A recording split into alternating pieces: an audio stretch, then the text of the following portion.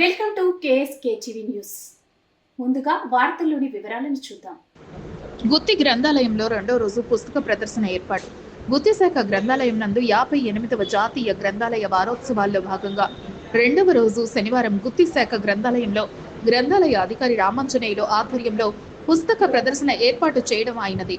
ఈ పుస్తక ప్రదర్శనలో పిల్లల కథల పుస్తకాలు అయిన అదృష్టవంతుడు, బాలానంద బొమ్మల అరేబ్యన్ నైట్స్, అద్భుత కథలు, బడాయి బక్కయ్య, పంచతంత్రం, సాహస బాలలు, మహిళలకు ఉపాధి మరియు వంటకాలకు సంబంధించిన పుస్తకాలు, యువత కొరకు వివిధ రకాల పోటీ పుస్తకాలు మరియు కరెంట్ అఫైర్స్ పుస్తకాలు, అలాగే పెద్దవారికి అవసరమైన రామాయణం, మహాభారతం, పురాణాలు వంటివి ప్రదర్శించడం జరిగింది. ఈ సందర్భంగా గ్రంథాలయ అధికారి హెచ్ రామాంజనేయులు మాట్లాడుతూ, గుత్తి గ్రంథాలయంలో సుమారు 20,000 పుస్తకాలు అందుబాటులో ఉన్నవి. ఇందులో అన్ని వర్గాల వారికి సంబంధించిన పుస్తకాలున్నవి అని తెలియచెప్పడానికి ప్రతి సంవత్సరం గ్రంథాలయ వారోత్సవాల సందర్భంగా ఈ పుస్తక ప్రదర్శన నిర్వహించడం జరుగుతుంది.